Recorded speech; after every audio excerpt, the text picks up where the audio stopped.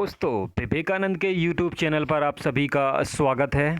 आज मैं आपके लिए आँख का दूसरा महत्वपूर्ण पार्ट्स लेके आया हूँ और इस पार्ट्स में आपको परिनाल का रेटिना, निकट दृष्टि दोष, दूर दृष्टि दोष, दृष्टिवैषम्य इस प्रकार के महत्वपूर्ण पॉइंट्स बताऊंगा जो आपके लिए बहुत ही इम्पोर्टेंट होने वाले हैं, क्योंकि इस पार्ट्स में आप लोग लगातार बने रहें, क्योंकि ये इस पार्ट से जो भी इस पार्ट्स में मैं आपको चीज़ें बताऊंगा, जो भी पॉइंट्स बताऊंगा, ये आपके लिए बहुत ही इम्पोर्टेंट हैं, क्योंकि इन पॉइंटों से एग्ज़ाम्स में बहुत बार पूछा गया है। तो इससे पहले यदि आप लोगों ने विवेकानंद के YouTube चैनल को सब्सक्राइब नहीं किया है तो प्लीज़ विवेकानंद के YouTube चैनल को सब्सक्राइब करें और बेल आइकन को भी प्रेस कर दें। यदि आपको वीडियो अच्छा लगता है तो प्लीज़ वीडियो को लाइक करें और शेयर करें, क्योंकि ये वीडियो आपके लिए बिल्कुल निःशुल्क है। और इस वीडियो के अंत में एक आपसे क्वेश्चन भी पूछा जाता है और उस क्वेश्चन का आनंद लें और हमें आंसर कमेंट बॉक्स में दें। तो शुरू करते हैं आगे का पार्ट्स। तो आज देखिए, मैं आपको इसमें आइरिस बताने जा रहा हूँ। आइरिस आँख का वह हिस्सा है जिसमें रंग होता है और आइरिस कॉर्निया के नीचे होता है और आईबॉल में प्रवेश प्रकाश की मात्रा को नियंत्रित करने का काम करता है। यानी कि नॉर्मली भाषा में कह सकते हैं, यानी आँखों का रंग आइरिस पर डिपेंड करता है। और जब भी हम कभी आधार कार्ड या ऐसे डॉक्यूमेंट्स बनवाते हैं जिसमें आँख को स्कैन किया जाता है, तो आँख के आइरिस भाग को ही स्कैन करता है। जब भी हम कभी आँख का जैसे आधार कार्ड बनवाते हैं तो आँख के आइरिस भाग को ही वह स्कैन करता है। तो एक पॉइंट नोट कर लेना आप लोग कि आँख के आइरिस भाग को ही स्कैन किया जाता है। और आगे देखते हैं रेटिना। और इससे पहले देखिए, कुछ आँख की इमेज हैं, इनको मैं अब जूम करके आपको दिखाता हूँ। ये देखिए, कोरोइड्स हैं, श्वेत पटल हैं, कॉर्निया हैं, लेंस हैं, पुतली, आइरिस, इस प्रकार महत्वपूर्ण पॉइंट्स आपको दिख रहे हैं। आँख की अंदरूनी संरचना है ये। आगे आगे देखते हैं रेटिना को। रेटिना एक ऊतक है जो आईबॉल के पीछे की दीवार पर स्थित होता है। यह सहज कोशिकाओं का बना होता है और रॉड्स और कॉन्स के रूप में जाना जाता है। रॉड्स काले, सफ़ेद रंग और ग्रे के विभिन्न रंगों को देखने के लिए जिम्मेदार होता है और कॉन्स विभिन्न रंगों के बीच अंतर करने में और विषयों का ठीक विवरण देखने में मदद करता है। अगर हम रेटिना की बात करें तो रेटिना दो सेल से मिलकर बना होता है, यानी रॉड सेल और कॉन सेल। रॉड सेल को हम हिंदी में दंड कोशिका बोलते हैं और कॉन सेल को हिंदी में शंख कोशिका बोलते हैं।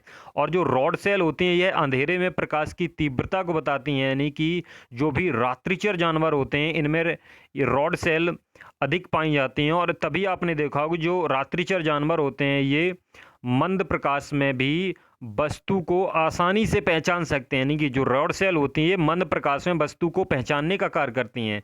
तभी आपने देखा होगा कि अपने भोजन को ये रात्रिचर जानवर आसानी से पहचान सकते हैं। अगर नॉर्मली बात करें तो अगर ह्यूमन की बात करें तो ह्यूमन में आपने देखा होगा, ह्यूमन जब मनुष्य जो होता है ये भी अदरवाइज अंधेरे में जाए तो ये भी टेबल, कुर्सी, मेज इत्यादि चीज़ों का आसानी से महसूस कर सकता है। और जो रॉड सेल होती है, इस रॉड सेल पे एक रेडॉप्शन की लेयर जमी रहती है चारों तरफ से। और जो लेयर होती है, रेडॉप्शन की जो लेयर होती है, ये दो चीज़ों से मिलके बनी होती है। एक होती है रेटिनिन, ये पिगमेंट होता है, और ऑप्शिन एक जो है वो है प्रोटीन। यानी कि जो रेडॉप्शन है ये दो चीज़ों से मिलके बनी होती है, रेटिनिन और ऑप्शिन। और जो रेटिनिन होती है ये रेटिनॉल से मिलकर बना होता है, और रेटिनॉल जो होता है वो विटामिन ए का पूरक होता है। यानी कि विटामिन ए की कमी से आपको पता है रतौंधी रोग होती है, यानी कि हमें। और आपने देखा होगा कि रॉड सेल जब काम नहीं करती है तो रेटिनिन नहीं बनता है।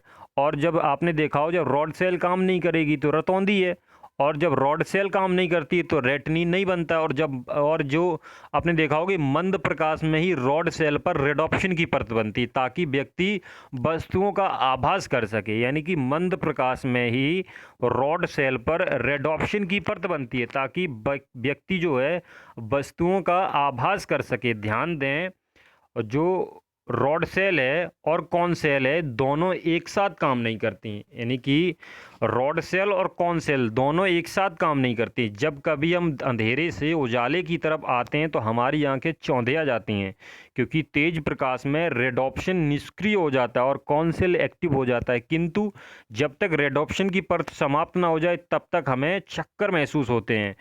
आपने नोट करके आगे बताते हैं, आपको एग्जाम्पल बताते हैं, बहुत ही इंपॉर्टेंट एग्जाम्पल है। आपने देखा होगा कि जो उल्लू होता है इनमें कौन सेल नहीं पाई जाती, इसलिए वह दिन के उजाले में नहीं देख पाता। एक और एग्जांपल देता हूँ आपको, एक चमगादड़ है, आप चमगादड़ को भी देख लें, इसमें भी कौन सेल नहीं पाई जाती हैं, इसलिए वह दिन के उजाले में नहीं देख पाता है। क्योंकि उल्लू और चमगादड़ इनमें रॉड सेल पाई जाती हैं और ये रात्रिचर जानवर हैं, ये मंद प्रकाश में भी वस्तु को पहचान सकते हैं, यानी कि बहुत हल्के प्रकाश में ही रॉड सेल काम करना स्टार्ट करती है। अधिक प्रकाश है तो ये काम नहीं करती हैं, कम प्रकाश है तो ये आसानी से काम करती हैं और वस्तु को पहचान सकती हैं। तभी आपने देखा होगा उल्लू और चमगादड़ आसानी से मंद प्रकाश में इधर से उधर घूमते फिरते नजर आते हैं, उड़ते नजर आते हैं।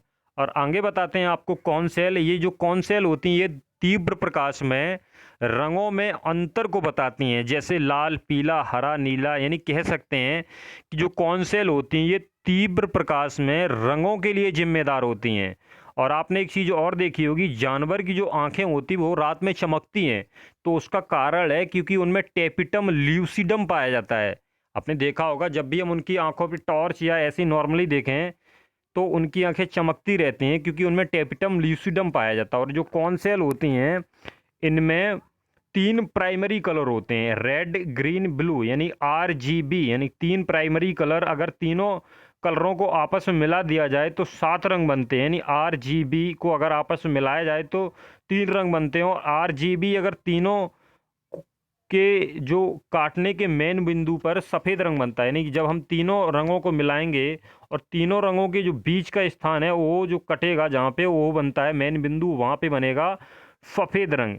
और आपने देखा होगा किसी भी एक रंग की कमी अगर दिखती है तो निश्चित ही उसे व्यक्ति को वर्णांता यानी कलर ब्लाइंडनेस रोग हो जाएगा, कलर ब्लाइंडनेस रोग, यानी किसी भी एक रंग की कमी अगर नहीं पूरी होती है, अगर पूरी नहीं दिखेगी तो कलर ब्लाइंडनेस उसे होता है।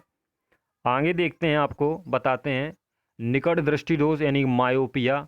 इसमें क्या होता है, इसमें दूर की चीज़ों को स्पष्ट रूप में देखने से में परेशानी आती है।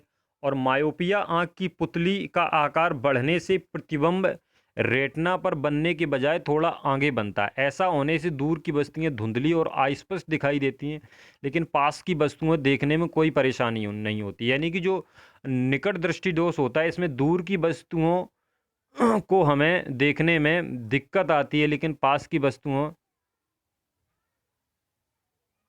कोई परेशानी नहीं था। एक अनुमान के अनुसार भारत की 20 से 30% जनसंख्या मायोपिया से पीड़ित है, यानी कि निकट दृष्टि दोष से पीड़ित है। यानी कि जो निकट दृष्टि दोष होता है इसमें दूर की वस्तुएं धुंधली और अस्पष्ट दिखाई देती हैं, लेकिन पास की वस्तुएं साफ नजर आती हैं। मायोपिया तब होता है जब आंख की पुतली बहुत लंबी हो जाती है या कॉर्निया यानी आँखों की सबसे बाहरी सुरक्षात्मक परत की वक्रता बहुत बढ़ जाती है। इससे जो रोशनी आंखों में प्रवेश करती है वो ठीक प्रकार से फोकस नहीं होती है, जिससे प्रतिबिंब रेटिना के थोड़े आगे फोकस करता है। इससे नज़र धुंधली हो जाती है। जब मायोपिया की समस्या बढ़ जाती है तो मोतियाबिंद या ग्लूकोमा होने का खतरा बढ़ जाता है। मायोपिया धीरे धीरे या तेज़ी से विकसित हो सकता है। बच्चों में यह समस्या तेज़ी से बढ़ती है क्योंकि उनका शरीर और आंखें विकसित हो रही होती हैं। आँखों का आकार बढ़ने से कॉर्निया और रेटिना में तेज खिंचाव होता है। हालांकि जिन बच्चों को मायोपिया है यानी 18 वर्ष की आयु होने तक उनका दृष्टि जो होता है वो स्थिर हो जाती है। इस दोष को दूर करने के लिए अवतल लेंस का प्रयोग किया जाता है, यानी कॉनक्लेव लेंस का प्रयोग किया जाता है। यानी डॉक्टर जो सलाह देता है वो कॉनक्लेव लेंस यानी अवतल लेंस का प्रयोग करने के लिए बोलता है। आगे देखते हैं, आपको बताते हैं दूरदृष्टि दोष।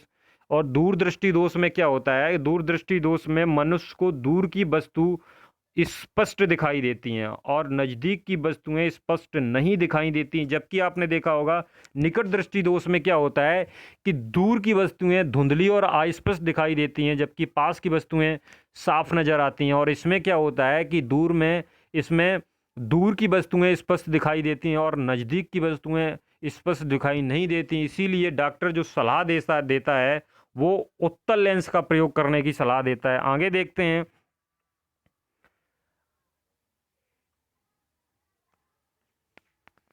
आगे मैं आपको बताता हूँ दृष्टिवैषम्य रोग, इसमें क्या होता है, इसमें व्यक्ति को क्षैतिज देख पाता है, यानी कि दृष्टिवैषम्य रोग में इसमें व्यक्ति क्षैतिज देख पाता है किंतु ऊर्ध्वाधर नहीं देख पाता है। इसलिए इसमें क्या होता है, मल्टीपल फोकल लेंस यानी सिलेंड्रिकल लेंस का प्रयोग किया जाता है। यानी इसमें मल्टीपल फोकल लेंस पॉइंट बनते हैं और सिलेंड्रिकल लेंस पॉइंट बनते हैं। आगे मैं आपको बताता हूँ इस वीडियो का क्वेश्चन। उस वीडियो में जो मैंने आप लोगों से क्वेश्चन पूछा था उसका आंसर मैं आपको बताता हूँ। उस क्वेश्चन किया था मैंने, निम्नलिखित में कौन सी पुस्तक अब्दुल कलाम द्वारा नहीं लिखी गई, तो इसमें लिखी गई थी इनके द्वारा जो failure to success, legendary lives और you are born to blossom और इग्नाइटेड माइंड्स। और इसमें ये हाउस ऑफ मिस्टर विश्वास, इस पुस्तक को अब्दुल कलाम ने नहीं लिखा है। इन हाउस ऑफ मिस्टर विश्वास को 1961 में BS नायपॉल द्वारा लिखा गया है। और अगला आज का क्वेश्चन है जो आप लोगों से है, राष्ट्रीय विकास परिषद का गठन कब किया गया था, तो इसका आंसर आप लोगों को कमेंट बॉक्स में देना है क्योंकि ये क्वेश्चन आपके लिए बहुत ही इंपॉर्टेंट है। राष्ट्रीय विकास परिषद का गठन कब किया गया था। और यदि आप लोगों ने अभी तक विवेकानंद के यूट्यूब चैनल को सब्सक्राइब नहीं किया तो प्लीज़ विवेकानंद के यूट्यूब चैनल को सब्सक्राइब करें और बेल आइकन को भी प्रेस करें जिससे मेरी वीडियो आपको तुरंत मिलते रहें। और यदि वीडियो अच्छा लगा है तो प्लीज़ वीडियो को लाइक करें और शेयर करें। तो थैंक्स फॉर वॉचिंग दोस्तों।